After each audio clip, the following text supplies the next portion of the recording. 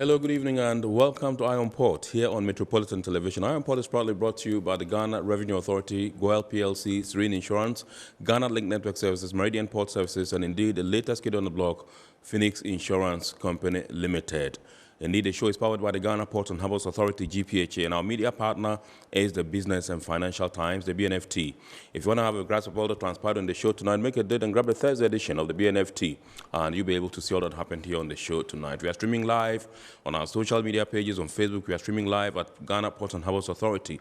Ghana Ports and Harbours Authority. Still on Facebook, we are live at Port of Tema, and on YouTube, we are live at Ion Port. On Port. Indeed, we shall be getting interactive with you, and all you have to do is send us your messages and comments via our dedicated WhatsApp line, which is 0559019177, 0559019177. At appropriate time, we shall share them with the rest of the world and seek answers for you.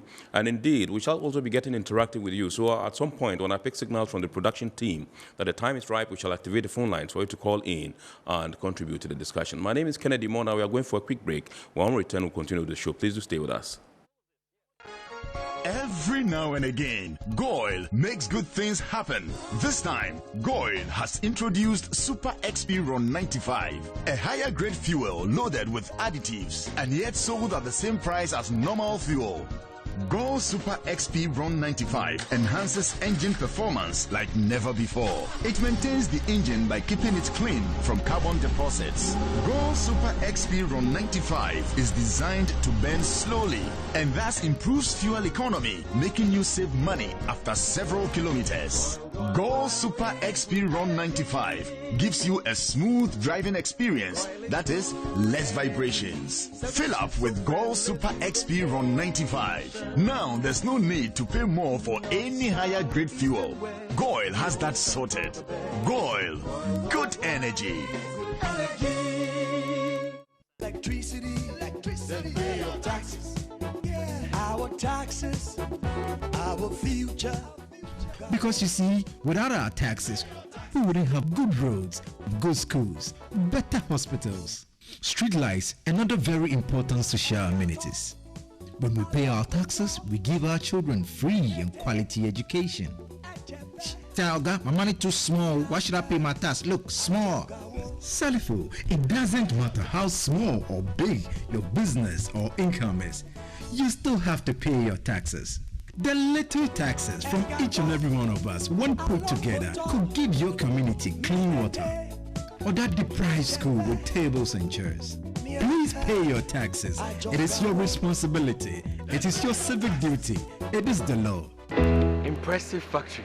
If only I had listened to you, I wouldn't have been in this mess. That devastating fire virtually wiped out the whole factory and my warehouse. Remember my misfortunes last year? Serene Insurance Asset All Risk Fire policy that I took were there to pay for my damaged stocks in the warehouse. And my machines that were affected by the floods have been replaced. My accident vehicle is back on the road thanks to Serene Insurance Motor Policy. Currently, my goods are on the high seas, covered with their marine cargo insurance policy. I was just telling Ajima about Serene Insurance. Oh, Ajima, tell him more. As a road contractor, I make sure I do my contractors all risk insurance for the projects and then workers' compensation for all the workers on site. With Serene Insurance, they will make sure they will cover your unknown tomorrow today. Serene Insurance, a new face of insurance. Call us now.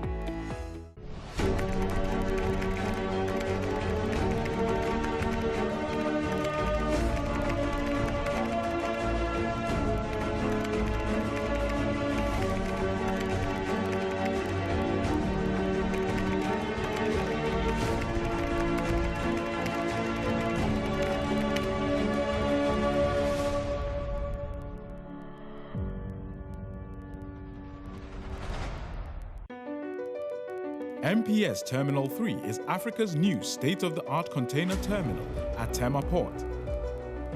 For manufacturers, agro-processors and traders, the new port means business can be done faster.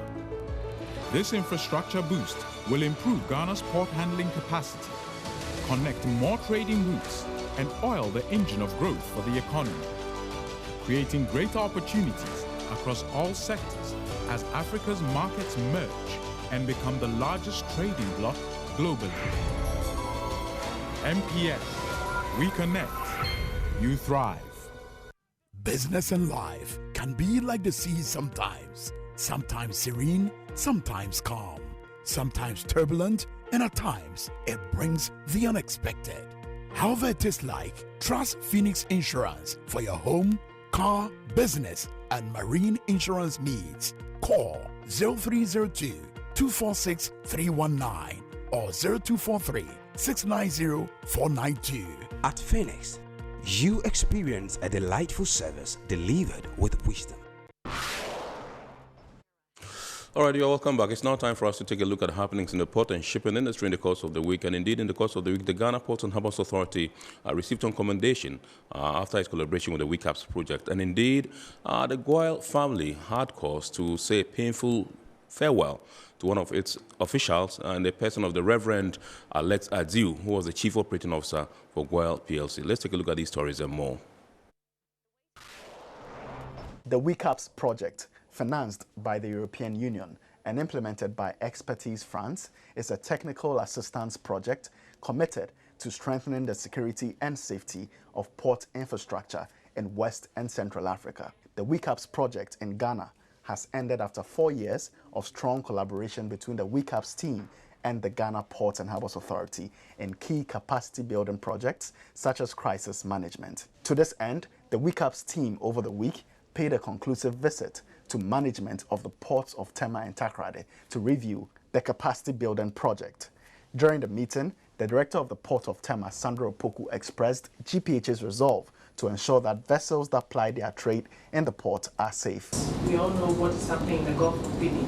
Some reportages Goil, that is not right though, but as far as Ghana is concerned, we ensure that our waters are safe for the vessels coming in to ply their trade, and we'll continue with that. We have a very good collaboration with the Ghana Navy and the Marine Police, and we still do the patrols around the operators, so we'll continue with that. The harbour master at the Port of Tema, Captain Francis Kwesi Micah, also indicated that the authority is keen on advancing its security and safety procedures for smooth maritime operations. And that by the aptness to be able to identify a growing threat as far as cyber security is concerned. It's something that even the big guns really suffer from. But important thing is to know and to be trained or to be exposed into getting the key areas that once it starts coming up, you should be able to identify and be able to counter. That for me is a very big plus that we need to upend. And GPHA management, corporate-wise, and then the board, I believe, are all up to support this drive because the consequences are quite hard to die. The team lead for the WeCAPS project, Nico Vitongen, gave his remarks. The key takeaways would be that I think on the security level, Ghana is already on a high standard. So we could only pinpoint in a few things that could be improved, but to keep up the good level. For the port safety, there is of course the risk analysis to be done. What are dangerous goods in and around the port? Are all stakeholders aware of what's going on, and what is the reaction force to intervene in the case of an incident? So we really worked on those procedures and on working together between different stakeholders in the safety field.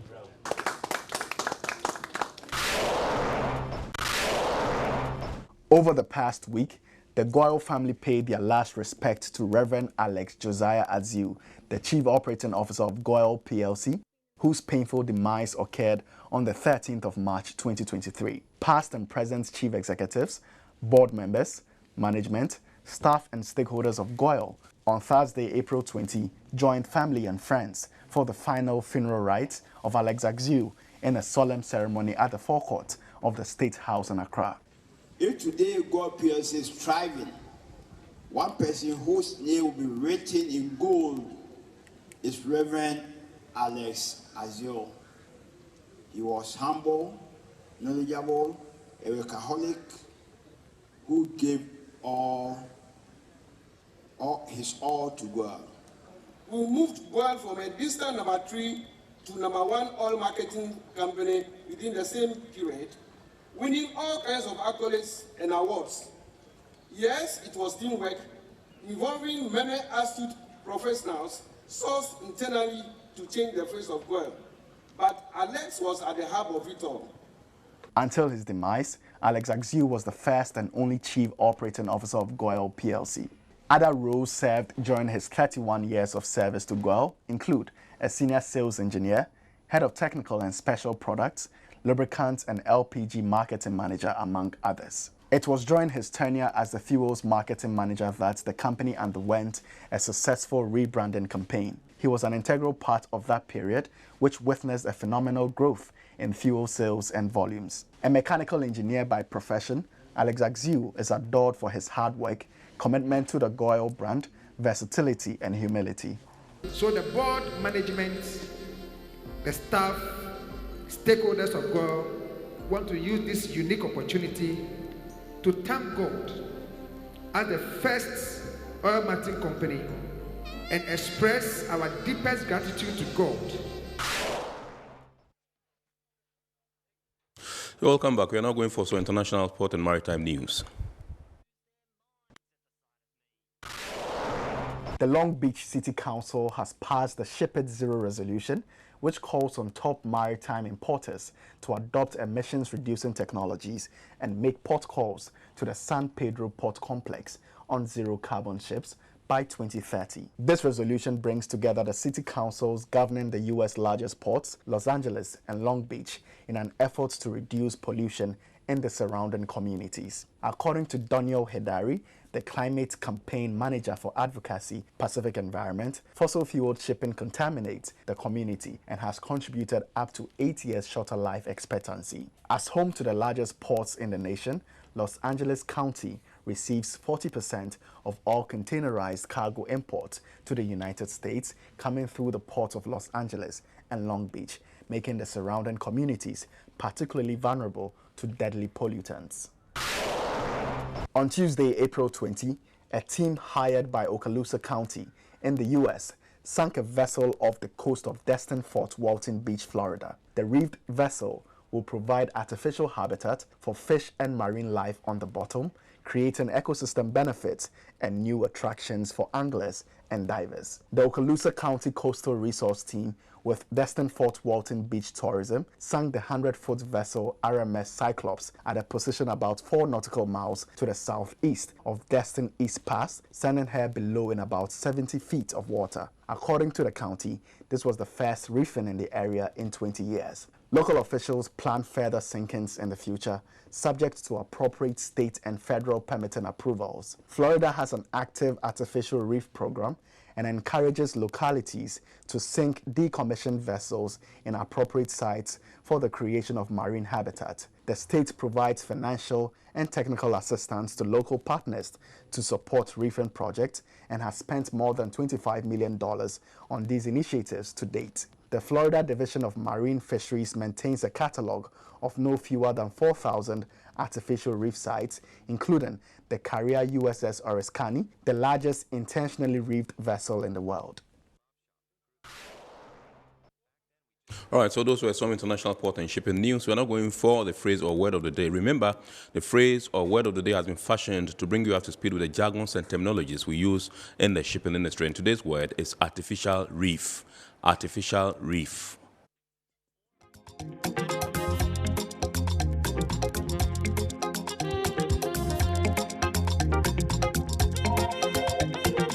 An artificial reef is a submerged structure deliberately placed on the seabed to mimic some functions of a natural reef, such as protecting, regenerating, concentrating, and/or enhancing populations of living marine resources.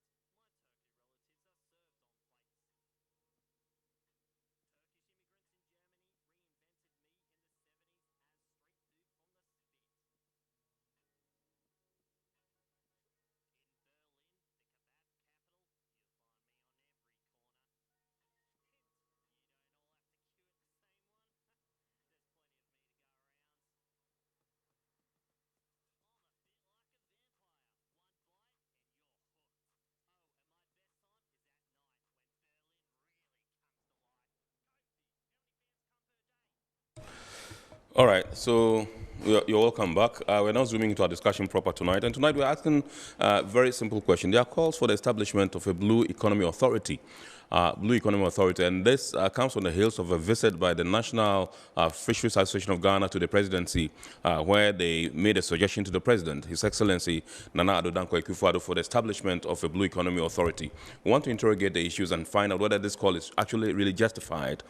Because if you come to our current setting and the way things are done currently in terms of organizations or institutions, public, that deals with the blue economy, we are talking about the Ghana Maritime Authority, we have the Ghana Shippers Authority, we have the Ghana Ports and Harbors Authority, and a host of others. I mean, we also have the Fisheries Commission that is there, and their roles are defined and their mandates are clearly spelled out for them.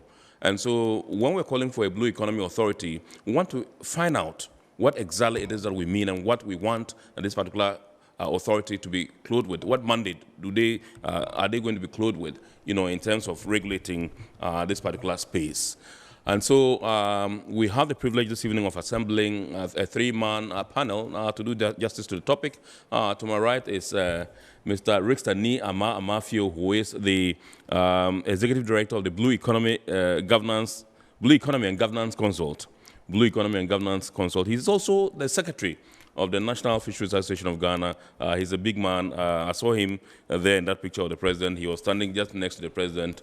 And so when he came, I told him to bring me whatever goodies he brought from the presidency.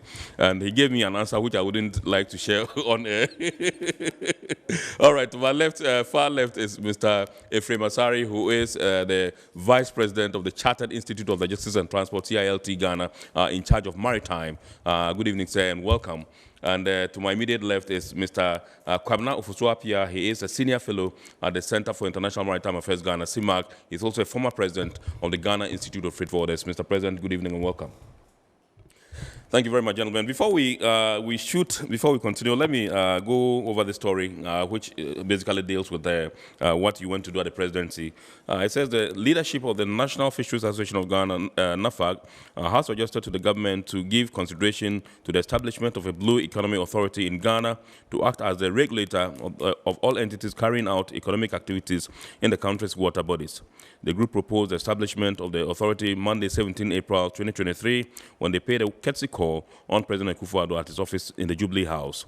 According to the World Bank, the blue economy is the sustainable use of ocean resources for economic growth, improved livelihoods, and jobs while preserving the health of ocean ecosystem. The European Commission, on the other hand, defines the blue economy as all economic activities related to ocean, seas, and coasts. In his presentation, the leader of the delegation, Rickster Ni Amafio, acting secretary of NAFAG, observed that their industry is currently regulated by multiple ministries and agencies, even though their mother ministry is the Fisheries Ministry. According to Mr. Amafio, the vessels used for fishing in Ghana are the responsibility of the Ministry of Transport and the Ghana Maritime Authority, and the Ministry of Fisheries is responsible for their licensing, but all the processes leading to the issuance of licenses are regulated by different agencies.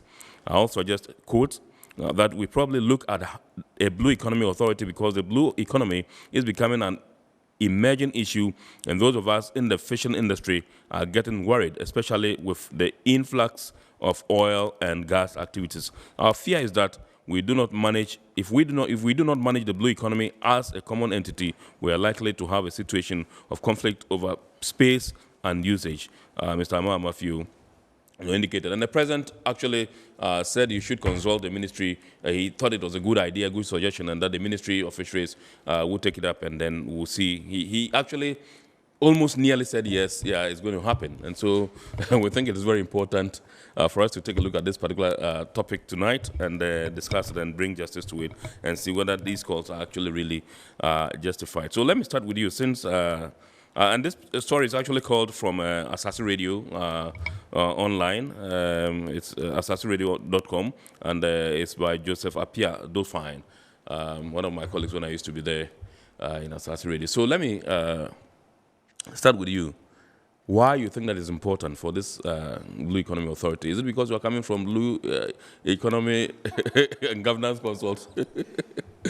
Rickster, yes.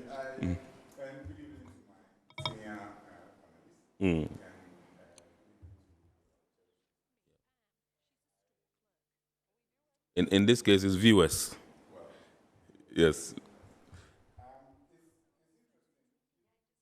Your microphone, please. Yes. Yes. Please. Yeah. Sure. Okay. No, it's on now. Yeah. Yeah. I think that the issue of blue economy is an emerging issue, and the World Bank, the UN. And let's see that all our microphones are on, please.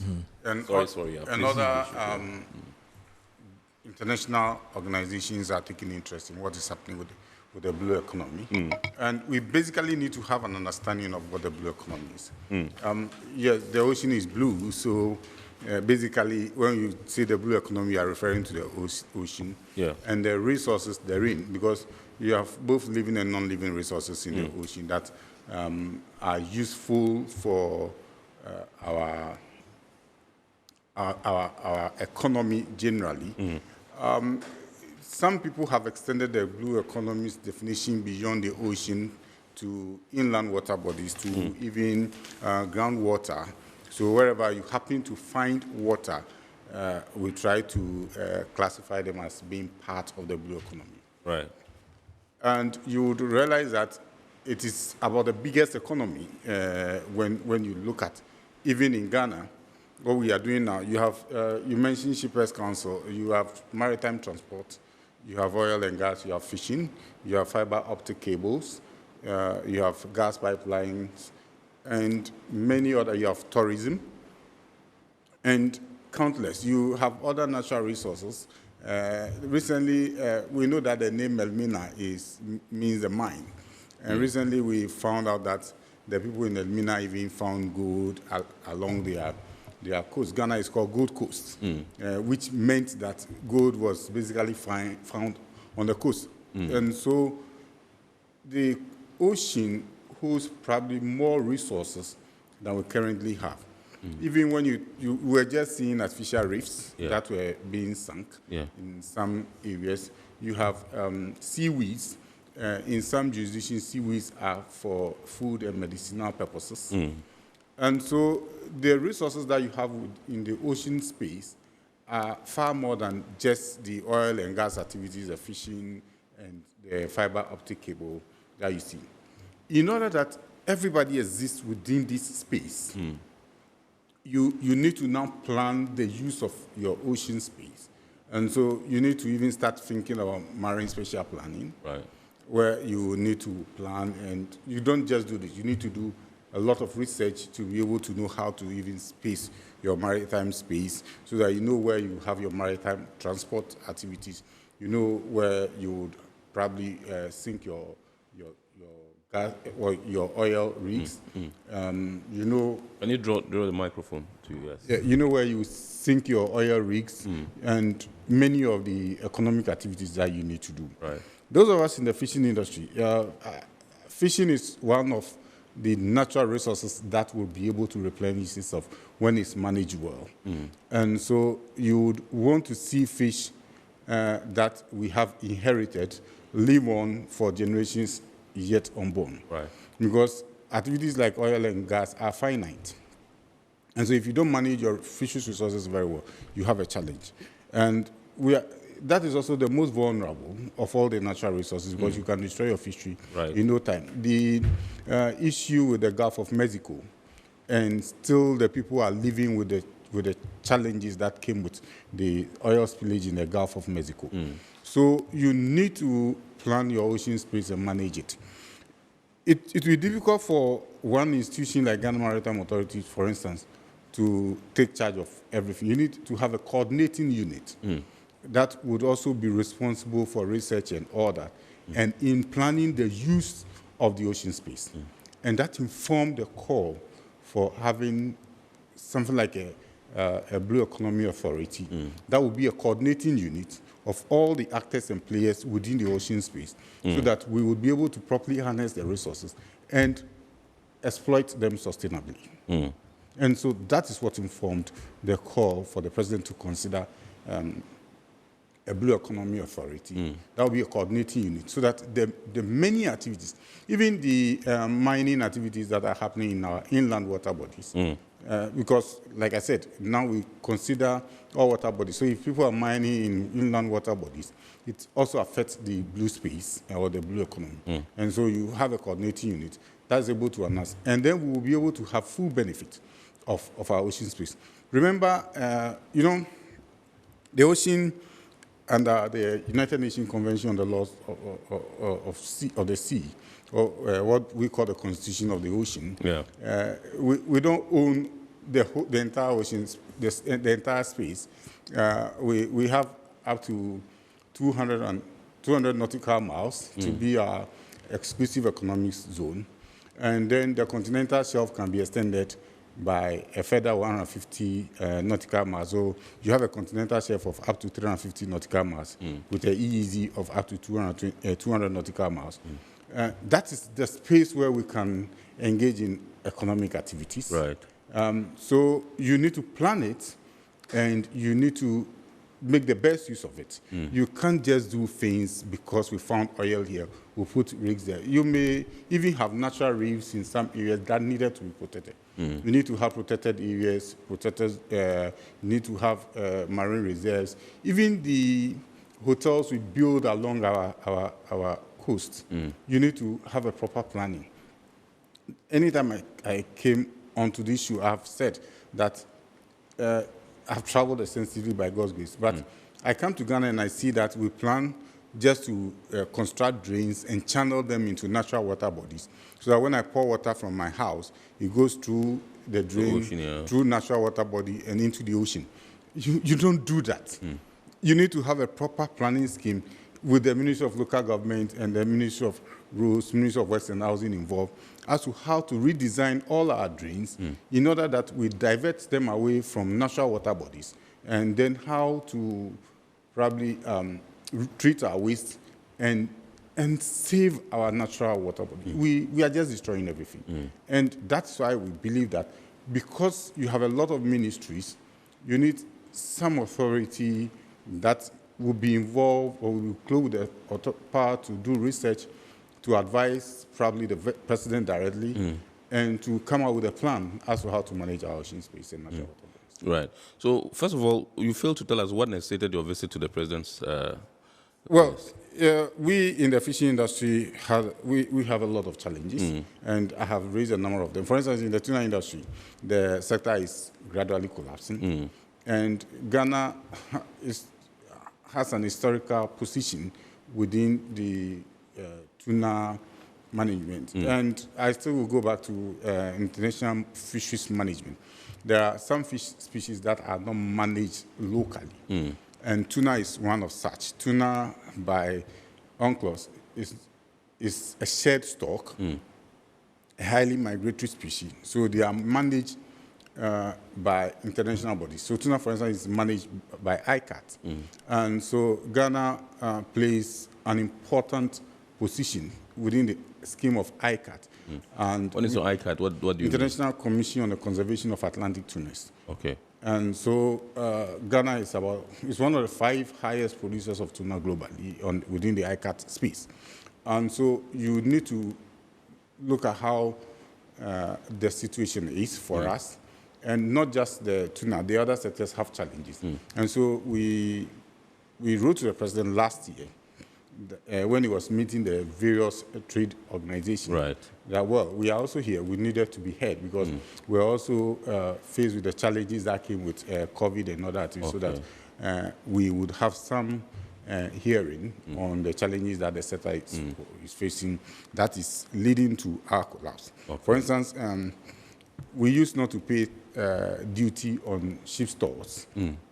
Now we are paying between 25% and 35% duty on ship stores. Everything we buy in the port is in dollars. Even though we pay cedis, once the dollar goes up, even when we buy water, we pay in dollars. And so we think that some of these things needed to be heard by the president. Ghana is currently ratifying the Cape Town Agreement on fishing crew, and it comes with a lot of responsibilities. Meanwhile, we do not have training institutions that has the competencies to train our crew. All right. And we go to ratify an international agreement and we come to domesticate them and we would want to implement them. We need to have measures to ensure that we are also training our own so that it's not all the time Koreans and Chinese that are seen captain our vessels and seen as engineers. We need to be able to develop our local capacity. And we believe that all these things needed some attention from the president. From Mr. And so he created a venue for you to visit him and then lay them bare before him. Yeah. All right. So when I come back, I'll find out from you what his response was when you made that proposition for the establishment of the Blue Economy Authority, so to speak. Definitely. But let me come to Mr. Ephraim Asari. You sit there as the Vice President of the Chartered Institute of Logistics and Transport in charge of maritime. And so I'm sure you would have heard about this particular proposition from NAFAG for the creation of a Blue Economy Authority. When you first heard it, what came through your mind? Really, we salute the proponents of this idea. Seriously speaking, the Blue Economy, we should have had that conversation long ago. It's long overdue. Right. Sometimes we underestimate some of these important agenda. It will be highly preposterous, totally reprehensible, vague, and naive to share this particular subject. The time to discuss it is now. Right. If you take 11,000 square kilometers, that's the water space for Ghana. Right. 11,000 square kilometers. Okay. Is covered by water. Water. So how do we obtain value from our ocean and water resources? We seem to be sitting on gold and money, and then we complain. This is not to say the authorities have not been doing anything, but there's a lot to be explored. So I'll also extend the conversation beyond just the oceans. We have 550 kilometers of the coastline. That's huge. And the Atlantic Ocean, that's where it has its contact with the land.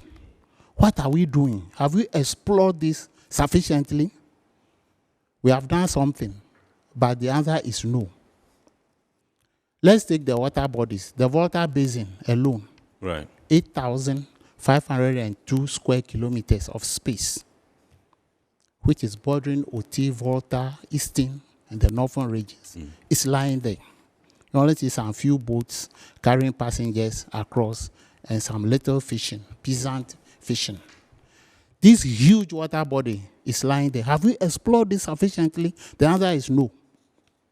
If we take our rivers, the Tano Basin, Pra Basin, the four major rivers, Anko Pra, Tano, Pra, the Volta and East tributary, the White and the Volta, the White Volta and the Black Volta, they are all lying there. How much have we explored of these water bodies, which is endowed for Ghana? We've done so little. And are we preserving the health of the ocean's ecosystem? That also, the answer is no. Living organisms, human beings, plants, animals, living in a geographical space, depending on each other for survival. Right.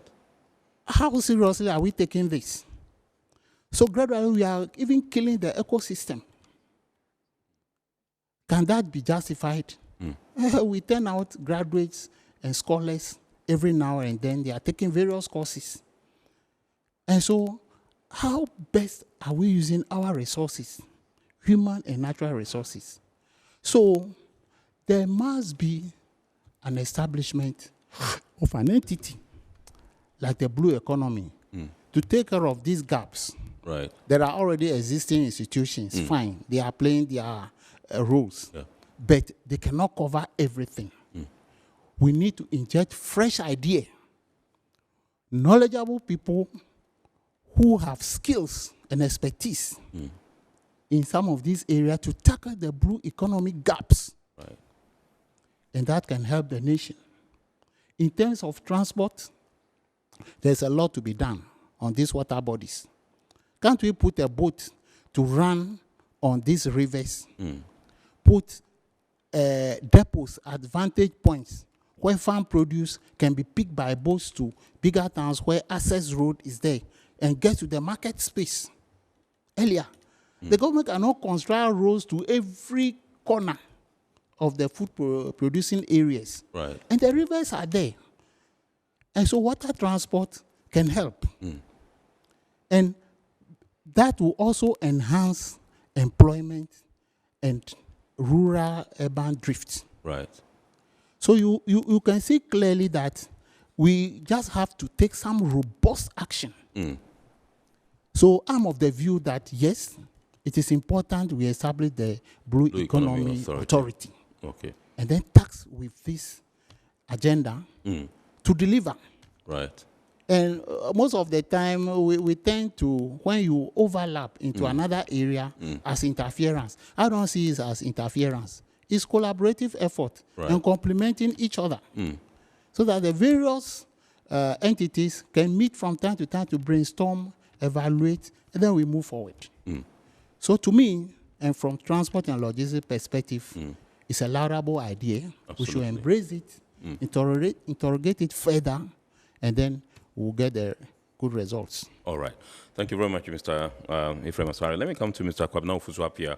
Now, you sit here as a former president of the Ghana Institute of Trade Forwarders. You sit here also at one point in time, you sat on the board of the Ghana Maritime Authority, and you sit here also as a senior fellow of the Center for International Maritime Affairs, Ghana, CIMAG. And I am sure you would have followed this particular story when the proponents, that's NAFAG, went to the presidency and put forward this particular proposal to the president. And you also saw the response of the president at the time when they did that.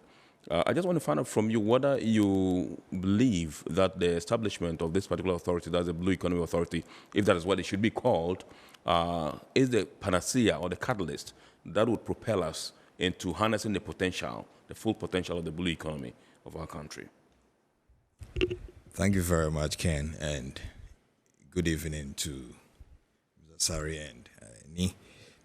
I think, if for nothing at all, the fact that this the conversation on blue economy has come up for discussion in itself is a good one. Right. A very, very good one, because like Ni said, it's an emerging conversation. We are catching on late, but it is better we get into it than sit on the fence. You see, listening to Mr. Sari, at the tail end of his introductory remarks, he talked of entities collaborating.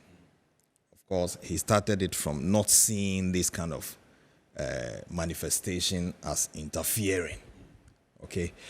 You see, but as a country, we have had a very checkered history of how we have grown, particularly when it comes to the establishment of stakeholder agencies that, so to speak, are expected to norm the atmosphere for our development. Right. Okay. Now, you realize that in 1991, VCRAC CRAP, the eminent jurist, was tasked to revise our laws and consolidate them. See, the fallout of that exercise culminated into certain state institutions gaining authority status. Okay.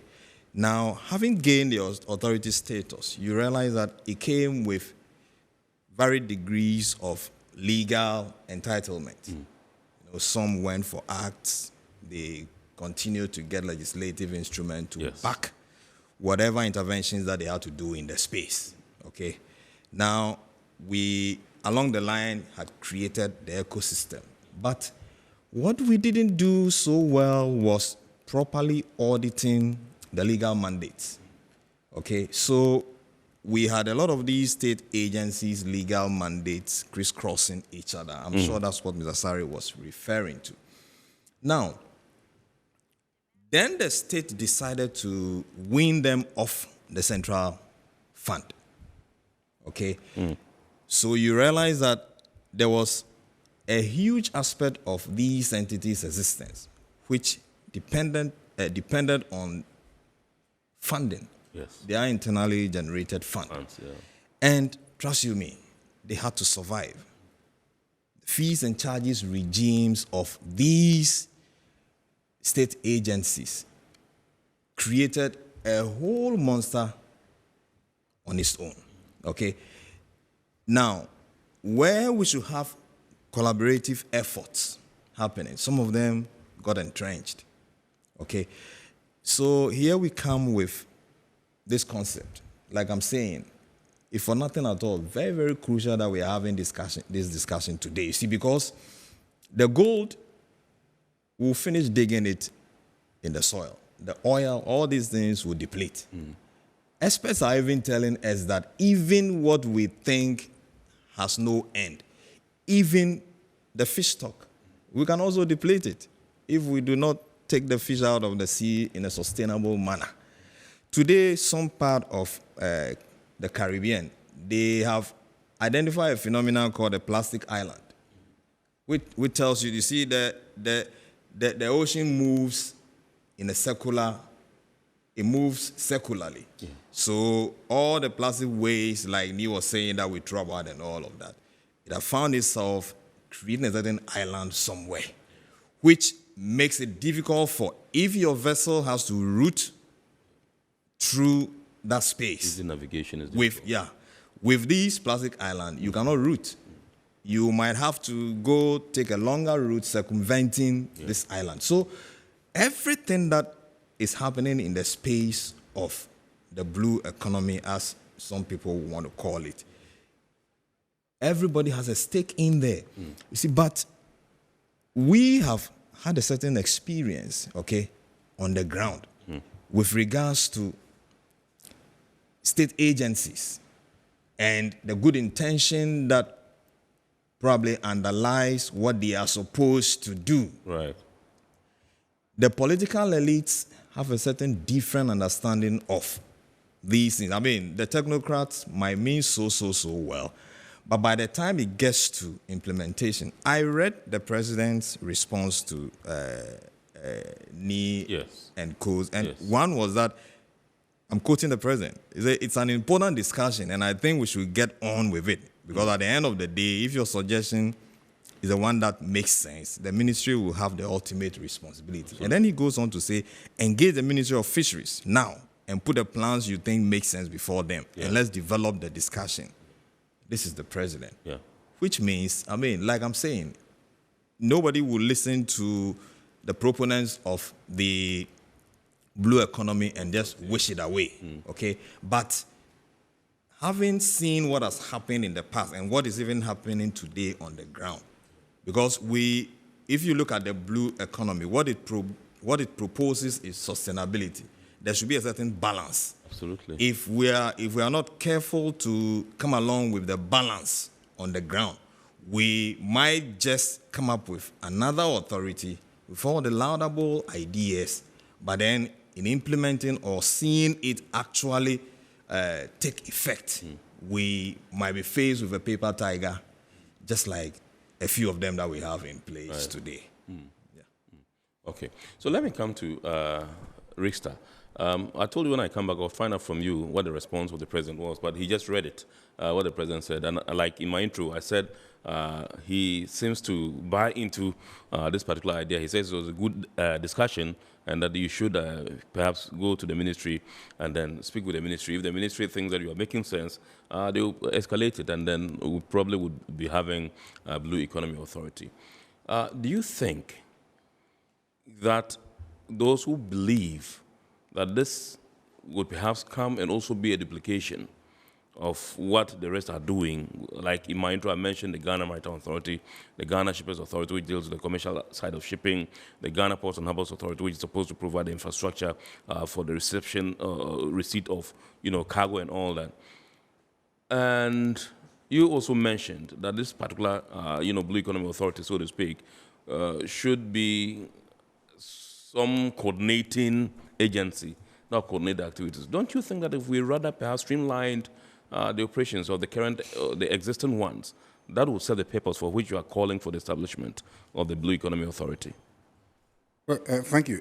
I think that we already have a turf war with all the various institutions. And interestingly, we already have a turf war. Yeah, we do. We may be lying to ourselves if we tell ourselves that we don't have a turf war. With who? Between the state agencies. Okay. Let's look at something. For instance, Fisheries Act 625, Section 93, requires that any activity other than fishery, which may have a deleterious impact on the fishery resources in any water body in Ghana, should be preceded by a fisheries impact assessment. There's the Ghana EPA regulation 1999 that also requires you to conduct an environmental impact assessment. Yes. If you talk about the fisheries impact, EPA will tell you, well, the environmental impact assessment takes into consideration what the fisheries impact assessment should be, and that we write to Fisheries Commission to bring their technical people whilst we do the assessment of the environmental impact assessment, which may later be an environmental impact statement. Now, there are proponents for environmental and social strategic environmental assessment, which now looks at the bigger picture beyond the environmental impact assessment. That will consider an entire area even before an activity may take place. Now, where lies the responsibility? When you talk to Maritime Authority, they will say, well, we are in charge of the entire maritime space because we are created to have control over all the activities within the maritime space. Then the Ghana Navy will tell you, we are in charge of security within the maritime space. And so when it comes to security issues, nobody, even if you bring vessels for fisheries law enforcement, it must be managed by the Ghana Navy. So even though the law has set up all these state institutions to play various roles, where there are supposed to be interfaces, it rather creates conflict. Now, and interestingly, when you go onto Fisheries Commission Board, for instance, you have read from EPA, Maritime Authority, Ghana Navy, all on the Fisheries Commission Board. If you go to Ghana Maritime Authority Board, you have read from Fisheries Commission, Ghana Navy, EPA on their board. If you go to EPA Board, you have read from all these institutions on their boards. Yet we are unable to get to work together because the mandates are different. And everybody wants to protect their... Let me give you another example. There's the Regional Coordinating Council. The Regional Coordinating Council is necessarily very weak because it doesn't generate its own internal revenue. That's a Greater Accra Regional Coordinating. I mean, for every region, you have a Regional Coordinating Council. Yes. Because its role is coordinating. So, for instance, if Tema has a general hospital close to Ashaiman, assuming Ashaiman also wants to build a hospital close to the motorway, it may be waste of resources because people around that area could easily cross over to, even though that is within the general hospital. So at the Regional Coordinating Council, the Regional Coordinating Council is supposed to say, well, it is okay to build a hospital, but because of the proximity of the Tema General Hospital to Ashaiman, or where you want to build your hospital, it may be waste of resources because your people could easily come to Tema General Hospital when they are sick. You have a similar situation here, that you have various institutions and authorities that are doing various things within the ocean space. For instance, the Ministry of Energy grants permit for somebody or a company to do exploration in an area that is supposed to be very sensitive to fisheries activities. You may have a spawning area, or you may have a natural reef in that area. And then that activity may have to take place. Right. You know, exploration activity include what do you call it? The word is not coming. The word is not coming. But you need to release sound into the system to test the well, whether the well is empty or, and that's a very dangerous sound. You need to do a lot of study. You need to collaborate with the fisheries people. Between 2019 and 2021, we all saw about 21 whales, most of them hunchback, beaching along the coast. And finally, they told us that they had taken in a lot of plastic. That may be true, but that was the peak of our oil and gas activity as well. Could it be coincidental? Yeah, there were seismic surveys that were being conducted. Yes. Could it be coincidental? We also know that whales move by sound. Could it be that as a result of the seismic survey, they were disoriented? And so they came beaching. Recently, we saw some dolphin also coming to beach. What could have been the cause?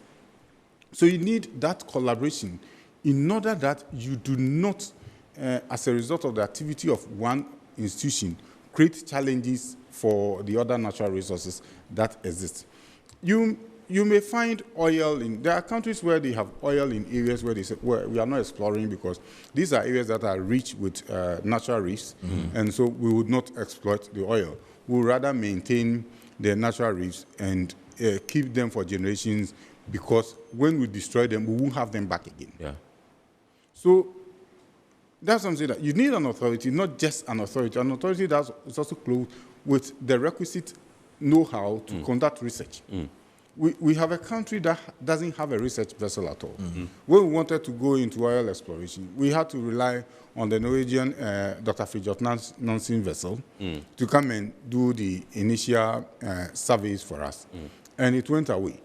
The last time Fridtjof Nansen was here I think it was in 2017. So now, we've not had any research vessel conduct any research activity at all. And so you need to build a capacity of, if you don't even have various institutions having their own research vessel, you could have a Blue Economy Authority that has its research vessel, which will be available to various institutions to conduct their own research, and then everybody will be at the table to discuss that, is it possible for me to lay my pipelines here? What will be the impact on the benthic of the ocean? How easy will it be for us to get a research vessel? Because the RMU has been clamoring for a research vessel for more than 20 years. That's what I'm saying. And that does not come that's to... That's what I'm saying. Fisheries Commission has been calling for a research vessel. Probably Environmental Protection Agency may want to have a research vessel.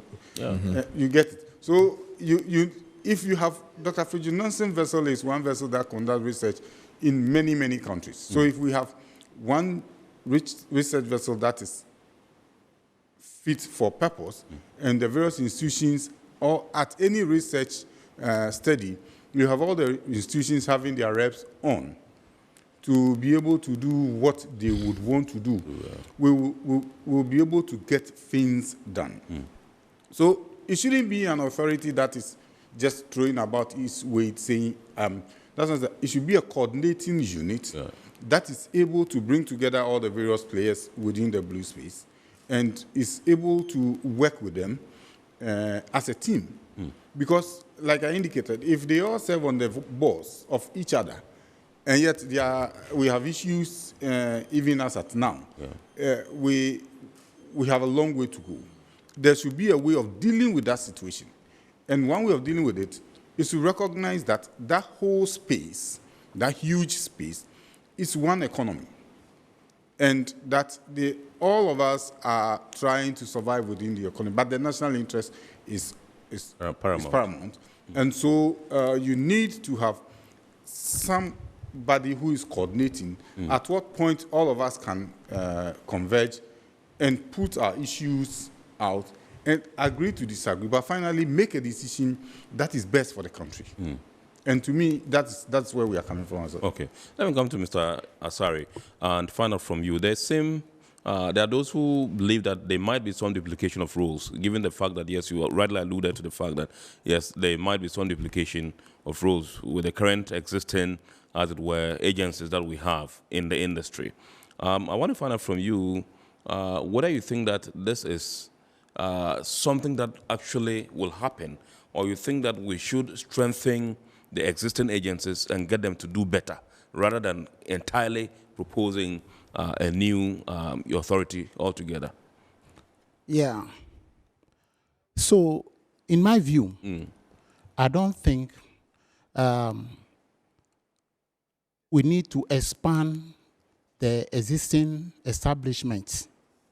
For the curiosity of our viewers, right, let me touch little on some of the existing establishments. If you take the Ghana Maritime Authority, they have a clear defined rules. They control and then license the boats that go to sea. They ensure good governance of safety of transport of goods by vessels. And so they inspect foreign vessels and make sure that they are seaworthy, and then they secure our marine borders, collaborating with the Navy and others. That role they have been playing effectively and efficiently. We have not seen the piracy issue too much on our coast. So they have been doing very well over there. That mandate should be okay for them to improve upon. If you take the Ghana Shippers Authority, they've been doing fantastic work from the days of Dr. Kofi Mbia to current Madam Bismarck Benedicta. Yes. They are doing so well. They educate freight forwarders. They make sure they levy the shipping lines and remit Ghana Maritime Authority. They sit down and take free money. So they've been doing that, organizing workshops and whatever for the shippers. Yeah, absolutely, yeah. Good. They can now. They are even planning some outreach programs just to educate the shippers. They have the regional shipper committees as well. They have the shipper yes, complaints how centers cost effectively they can transact their businesses. So that mandate they are within. If we take the Ghana Ports and Harbours Authority, fantastic. The port, the way it was looking like 30 years back, is not the same. Tema Port now have new jetties. Right. Terminal 1 and 2 have super structures, ship-to-shore crane and all of that. Right. And now Terminal 3, MPS, is standing tall among African ports in terms of capacity. Takrady Port is also building capacity strongly, multi-purpose terminal. The oil jetty Takrady is one of the best in West Africa, operated electronically. And soon with the container terminal, Atlantic terminal also coming on board, that port is also building capacity. And the onshore, on-dock facility is going to boost Ghana's, it is going to get us as a hub for transshipment. So GPHA is also working within its scope. They plan, build, develop, manage, maintain, and control all the ports. Can add the fishing ports also to it, apart from their social corporate responsibilities. So fine. But can they take on extra job? I think it should be no. They should concentrate these three entities, Shippers Authority, Maritime, and then GPHA. There were others also. Right. They should operate within their mandate.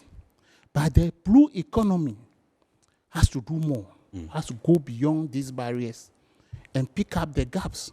For instance, like we were saying, the coastal development, my seniors just mentioned, how do you develop restaurants along the coast without taking care of some environmental consequences that will affect the ocean ecosystem? So the blue economy, the technocrats, academia, the research that will go into that establishment will take care of this nitty-gritty, which otherwise other establishments might not have maybe the financial muscle or the technical know-how to cover. So that the blue economy takes care of that. When we do that, then we can really be exploring what over the years we have not thought of. Right. And the earlier we do that, the more we delay, we set the law of diminishing returns for Ghana. Right. The best example of blue economy can be found in the Scandinavian countries, Norway, Denmark, Sweden, Finland. Yeah. They have the finest oceans. We can learn from them. Right. So that these huge water resources that we have, we can exploit and generate employment.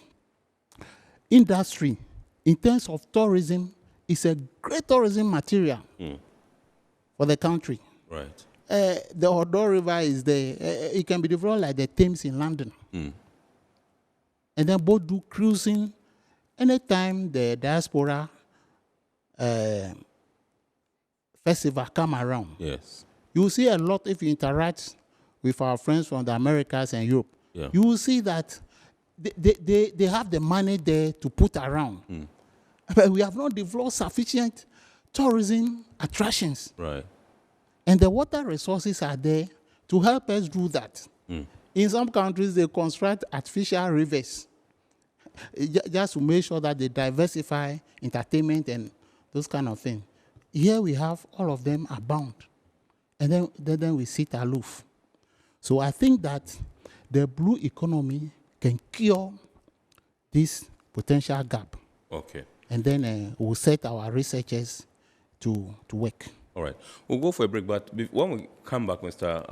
Ofosu-Appiah, I would want to find out from you. Undoubtedly, we have loopholes. We have lapses in the current existing agencies that we operate with. Don't you think that it would be imperative for us to fix these issues, ensure that they are effectively and efficiently running before we think about establishing an overarching or, an overall blue economy authority? If that is to come into fruition. This is Iron Port here on Metropolitan Television, and tonight we're asking the simple question: whether calls for the establishment of a blue economy authority are justified. We're going for a quick break. When we return, we'll continue with the discussion. Please do stay with us. Every now and again, Goil makes good things happen. This time, Goil has introduced Super XP Ron 95, a higher grade fuel loaded with additives and yet sold at the same price as normal fuel. Goil Super XP Ron 95 enhances engine performance like never before. It maintains the engine by keeping it clean from carbon deposits. Goil Super XP Ron 95 is designed to burn slowly and thus improves fuel economy, making you save money after several kilometers. Goil Super XP Ron 95 gives you a smooth driving experience, that is, less vibrations. Fill up with Goil Super XP Ron 95. Now there's no need to pay more for any higher grade fuel. Goil has that sorted. Goil, good energy. Electricity, pay your taxes. Our taxes, our future. Because you see, without our taxes, we wouldn't have good roads, good schools, better hospitals, street lights, and other very important social amenities. When we pay our taxes, we give our children free and quality education. Talga, my money too small. Why should I pay my tax? Look, small.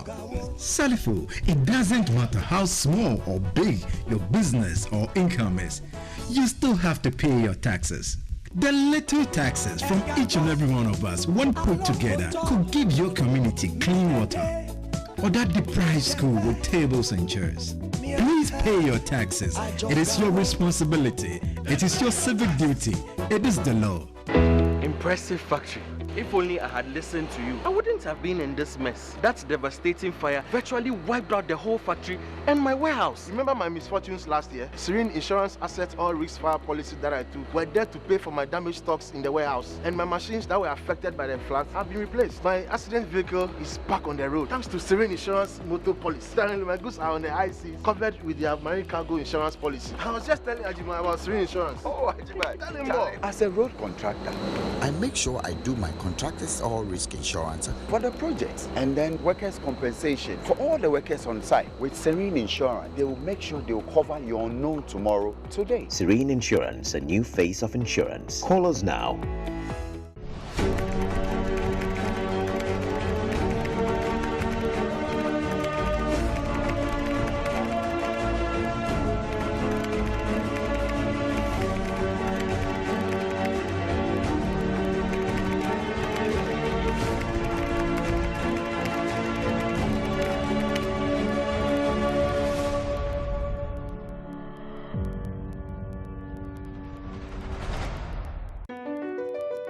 MPS Terminal 3 is Africa's new state-of-the-art container terminal at Tema Port.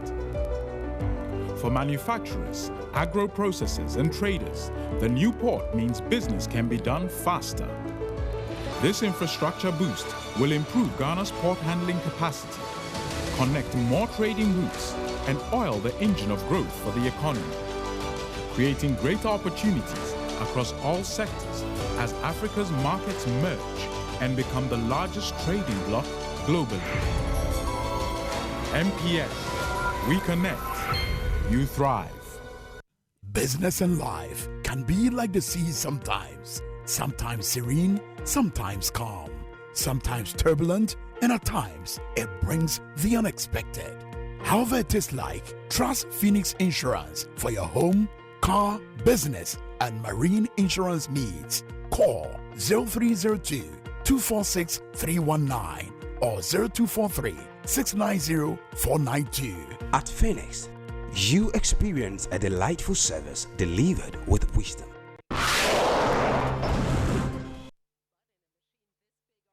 All right, so you're welcome back. I've been told we can activate the phone lines now. The number to dial is 020-552-8353. 020-552-8353. You can call in and contribute to the discussion. I will be coming to the mailbox pretty shortly to read some of your messages. But let me come to Mr. Kwabena Ofusuapia and find out from you. I told you I was going to ask you, what do you think it's not important or proper for us to fix the challenges we have with the existing agencies in the sector or in the industry before we think of, coming up with a Blue Economy Authority, if it is to come into fruition? Okay, you realize that earlier on I had mentioned the exercise that Professor Crabb did and its effect. Yes. Consolidating our laws, reviewing them, making the language more readable and all of that, and how we came to get all of these authorities and their legal mandates, So you realize that the United Nations Center for Trade Facilitation and Electronic Business, when it set out to create that kind of... I am coming up with this buy, ship, pay model because we must have a certain backbone to feed all of these stakeholders that affect international trade. Okay, for me, that is where I'm coming from, because the blue economy, or what we call the blue growth space, it is not a sit-alone activity. Okay. It has to interact with other players in the industry. When he talked about theft war, it is real. Okay, so that when we look at the buy, ship, pay model, right, if we really are serious with this blue growth conversation that we have just started, yes, we shouldn't discount at all the joy killers on the ground as we speak now, okay? Because, one, this has to be funded. Right. And it is the same contributors who are contributing now who are wailing that they have been stretched. They are the same folks we are going to go to fund these kinds of bureaucracies that we are going to set up. You ask of what the way forward can be, an overarching arrangement and all of that. You see, after the legal mandates have been given, which gave rise to all these strong establishments, in establishing the buy, ship, pay model, the World Trade Organization, through the trade facilitation arrangement, realized that there was a gap that had to be filled. And that gap was the fact that the governance structure had to be set up. Okay, because you have created entities, you have given them legal mandates that are crisscrossing. We have not done any effective auditing of the legal mandates. So they all have their laws, they all have their legislation instruments backing them up. Okay, so how did UN and, for that matter, WTO intervene? It intervened by saying that, look, if you want to set up this kind of environment, you must have a governance structure. And the governance structure was actually laid. Some folks have followed it, and it's giving them wonderful outcome, returns. Rwanda can be cited. The Singaporeans have done the same thing. You see, the concept of the governance structure places authority at the very high level, the highest level, where you have, in certain instances, I know of the Rwanda situation, Paul Kagame himself sits on that structure. Okay. So that, like, they went to the president and gave him just a hint of what the blue economy, if you listen to Mr. Sari speak now, I'm sure if you were the president and he comes with all these juicy things that this blue growth comes along with, particularly in the situation in which we find ourselves in now. I mean, that's why I read you see, that's why I read what the president said. You see, but then what really makes it work is that if he now establishes that, you see, we were almost there. By the fall of 2017, we had the structure in place, but we just in place for the governance structure that looks at how activities around our maritime sector should be done. Okay, so that even if you have a very strong legal mandate which enjoins you to do ABC, which we want you to hold on to your turf. Can you imagine a situation where, and if you look at the structure, it's a structure that has the top level policy steering group. Yeah. It is actually a UN arrangement. You have the policy steering group, then you have the trade facilitation secretariat, because all of this too is about trade facilitation. Right. Okay, whilst we look at the money that it brings to the state. Then you have the high-level management and strategy group. Okay. Then you have the various working groups. So at the top of this situation is a policy steering group. Okay. Where I think that's showing on the screen now. Where in so many instances you have either the president, the prime minister, or I mean, in somewhere in 2016, we used to have the chief of staff. Right. Who was here. You know, the idea is that once you launch out, people are going to hold on to their turfs. Right. But if there is a structure that allows people to come back to ventilate difficulties that they are having on the ground, you could see that immediately orders will be issued. Absolutely. Even though you have your laws and all of that. I mean, can you imagine where you have the management and strategy group, which is made up of ministers? Yes.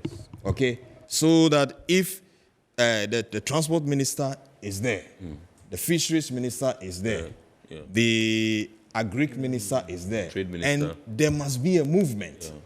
The laws that we have at the agency level is making the movement difficult.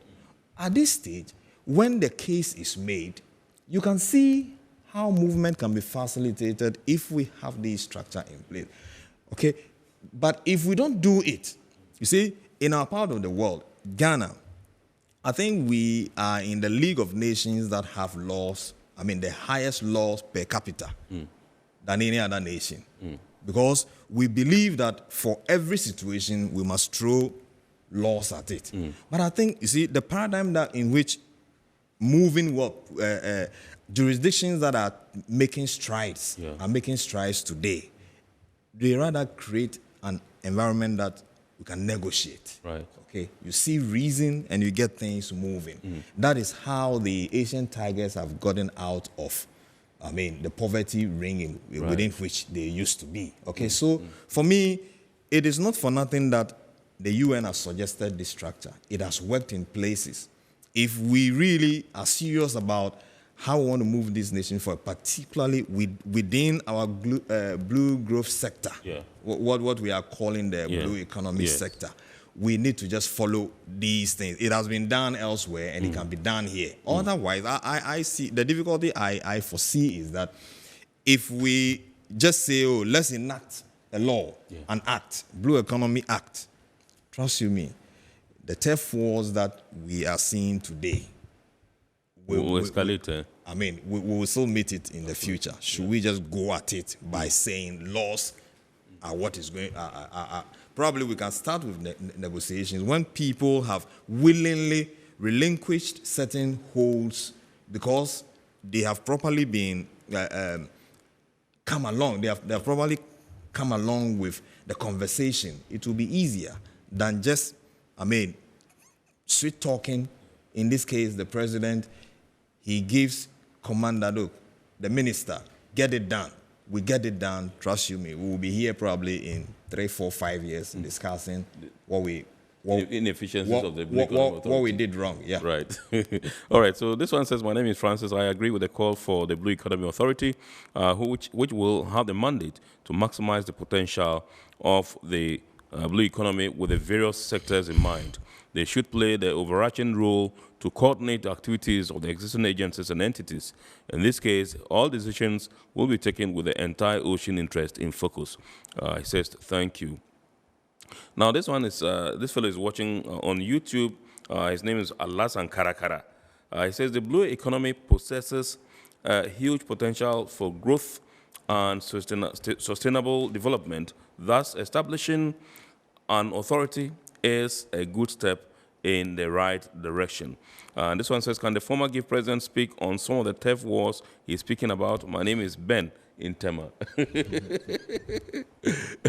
All right, Ben wants you to tell us all the theft wars you're talking about, but I think that basically it's a general thing. That let me come to you, and I want to find out from you what form you think the Blue Economy Authority should take, what the constitution should be, who should constitute it, on whose money should it run. He made mention of the fact that, yes, once it comes into being, there will be ways and means of trying to get some cash, to make it run.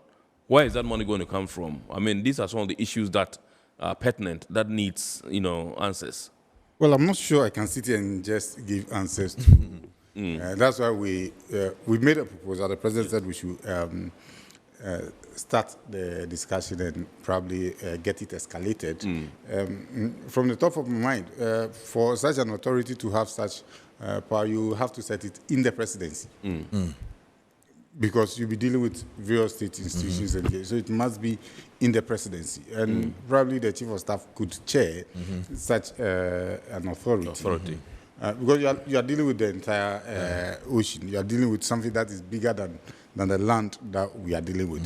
So that is just bad. But we would write to the minister probably before the end of the week on the issue of the blue economy and how we have to start it. I was prompted from the Norwegian embassy this morning that there's going to be from the office of the president, there's something on the SDG that is going to have a conference on the blue economy somewhere in May. Right. We are hoping that some of these issues will come up for discussions, and then we probably may get it expanded. I know that the University of Cape Coast, somewhere in November, will also hold a national conference on the blue economy. So there are already bits and pieces of discussions and conferences around the blue economy, except that we need to start aggregating all these things and start speaking towards having something that we can realize that is sustainable. And it looks like the talks are also outside the main institutions that are concerned, because you have a university yet, they will bring somebody from, or reps from all the ministries or all the agencies, will speak at the conference. But how do we sustain the discussion? And how do we start building blocks? Because in all this discussion, you also need to have the legislature in there, because it will get to a point where the legislature become key in how to move the process forward. And you need to build capacity along the line, because you can't just discuss, hold seminars and workshops without building capacity, especially of the technical wings of the various institutions that are involved. Right. Because you need probably to have committed directors at the various ministries who probably would be at the table to discuss and to plan. And these are some of the things that should go into the planning process. So at the end of the day, whatever you come out with is acceptable to all the various players. And that is the angle from where we are thinking. Okay, so let me take Mr. Asari. I'll just come to you for 1 minute, because we have barely 3 minutes to wrap up, and find out from you what a well-coordinated, transparent, and effective blue economy management will mean for the country as a whole. Yes, to mean a lot. I'll also subscribe to the fact that this authority should be under the auspices of the presidency because of the giants that are involved, that they don't flex their muscles unnecessarily. Even the WTO, there is a clause there that calls for review of sovereign laws that might align with the international whatever.